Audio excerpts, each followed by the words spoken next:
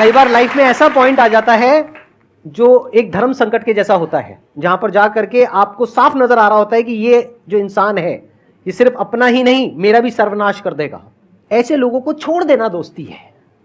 फिर अगर उसके अंदर इंसानियत वापस से जागती है तो वापस से वो अगर आपके पास में आता है तो ठीक है, नहीं आता है तो कोई बात नहीं, छोड़ दो ऐसे दोस्त को। तो बड़े ध्यान से चुनना अपने जो दोस्त हैं। जो इन्होंने कहा संगति बहुत इंपॉर्टेंट है लाइफ में, इसीलिए पहले के जमाने में सत्संग की इतनी वैल्यू होती थी। हर घर में एक सत्संग हॉल होता था एक जमाने में। आज जैसे हम सत्संग का नाम सुनते हैं हमारे माइंड में कुछ और ही आने लग जाता है। सत्संग मतलब सत्य के संग। सत्य मतलब वही जो इन्होंने कहा कि जब कोई सही रास्ते पे चल रहा है तो उसका साथ देना, और कोई झूठ के रास्ते पे चल रहा है, कोई गलत काम कर रहा है तो उसका साथ छोड़ देना। तो सत्य के साथ रहना, वो लोग जो सत्य बोलते हैं, वो लोग जो सत्य की राह पे चल रहे हैं, वो लोग जो धर्म की राह पे चल रहे हैं। ये वर्ड सुनने में आपको थोड़े से पुराने लगेंगे, लेकिन अगर इसकी डेप्थ को आप समझोगे तो अंदर से आप समझ पाओगे कि मैं क्या बोल रहा हूँ, किस लेवल से बोल रहा हूँ। Hello sir, hello ma'am. Ma'am मतलब कई बार हम सुनते भी हैं, बहुत जगह देखते हैं, और कई बार बहुत बार हम पढ़ते भी हैं। मैम मुझे ये पूछना है कि मैम भक्ति क्या है, मतलब भक्ति क्या होती है? आज ये ज़माना अलग हो गया है कि भगवान से भी लेन देन का मामला चल रहा है कि आप मेरा ये काम कर दो तो ये हो जाएगा, और काम एक भी नहीं हुआ तो भगवान बदल ले, कि भाई कहीं और माथा टेकते हैं, यहाँ तो काम हो नहीं रहा। तो ये भक्ति नहीं होती। तो एक तो जो परसेप्शन भक्ति का बन गया है कि भजन कीर्तन पूजा पाठ कर लिया और भक्ति हो गई। भक्ति का असल मीनिंग है सरेंडर, समर्पण। और समर्पण व्यक्ति कब करता है? जब पहला चीज़ विश्वास होता है कि वो जो भी करता है वो सही करता है। मुझसे कई बार लोग पूछते हैं कि आप बहुत ज़्यादा डिप्रेशन में नहीं जाते, या कोई आपने सब कुछ देखा है, चाहे स्ट्रगल है, इंसल्ट है, रिजेक्शन है, हर फील्ड में हर चीज़ होती है। अगर आप आगे बढ़ रहे हैं, कोई पोजीशन पे जाने की कोशिश करें तो आपको इनका सामना करना पड़ेगा। ये ज़िंदगी के साथ आता है तो आपको सामना, लेकिन मुझे कभी दिक्कत नहीं दी ये चीज़ें। क्यों? क्योंकि जो मैंने कहा समर्पण, मुझे पता है कि एक ऐसी शक्ति ऊपर बैठी है जो मेरा बुरा नहीं चाहती। तो कई बार बुरी चीज़ें भी मेरी ज़िंदगी में हो रही है, मुझे पता है वो मेरे अच्छे के लिए है क्योंकि वो कर रहा है। तो ये समर्पण, ये भक्ति है। तो ये आपको हारने नहीं देती। क्यों हारेंगे आप? क्योंकि आपको पता है ना कि वो हारने देगा नहीं।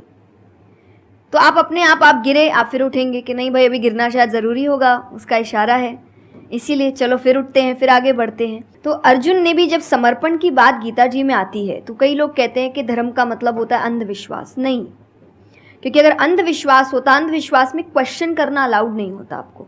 गीता अगर सिर्फ भगवान की बात होती तो 2 पन्ने में ख़त्म हो गई होती।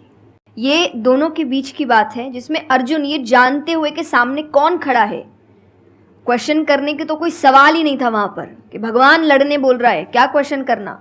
पर उसने कंटिन्यूअसली क्वेश्चंस किए हैं, पर उसका भी नाम आया था समर्पण, कि वो समर्पित होकर क्वेश्चन कर रहा था कि ये जो खड़ा है ये मेरे हर सवाल का जवाब जानता है, ये मुझसे कभी कुछ गलत काम नहीं कराएगा। लेकिन इसका मतलब ये नहीं कि मैं अपनी जिज्ञासा बाहर नहीं निकालूंगा, मैं अपने क्वेश्चंस पूछूंगा। तो भक्ति का अर्थ यही होता है कि पहला निष्काम होता है। क्या फ़ायदा मत ढूंढिए कि मेरा काम नहीं हुआ तो भगवान है ही नहीं। भाई भगवान कहाँ है? भगवान होते तो ऐसा होता क्या? वो तो इंसान है इसीलिए ऐसे हो रहे काम। भगवान ने तो सबको देखे, बच्चा तो मासूम ही होता है, बड़े होके ख़राब हो जाता है। कोई बच्चा गलत आपने देखा है क्या? छोटा सा बच्चा ही डॉन बनने के बारे में सोच रहा है, वो तो बच्चा ही होता है, मासूम होता है, सच्चा होता है। तो भगवान इसलिए कहते हैं बच्चे भगवान का रूप है, क्योंकि वो एकदम प्योर होते हैं। बड़े होने के बाद हम काम खराब करते हैं और नाम फिर हम भगवान का देते हैं, क्योंकि हमको इल्ज़ाम लगाने के लिए लोग चाहिए। ये फेलियर्स के लिए भी, आप फेलियर्स के लिए भी हम कहते हैं मेरा काम अच्छा नहीं था, मेरा समय अच्छा नहीं था, मुझे पेरेंट्स ने सपोर्ट नहीं किया, मेरे पास ये नहीं था। वरना अगर देखा जाए इन्हीं सिचुएशन में कई लोग हैं जो काम करके आगे बढ़ जाते हैं। तो करने वाला तो कर लेगा, नहीं करने वाला इल्ज़ाम लगाएगा। तो वो इल्ज़ाम अभी हमें ऐसे दिखता है एक ऐसा कोई है जो सामने तो खड़ा नहीं है, भगवान लगाओ इल्ज़ाम।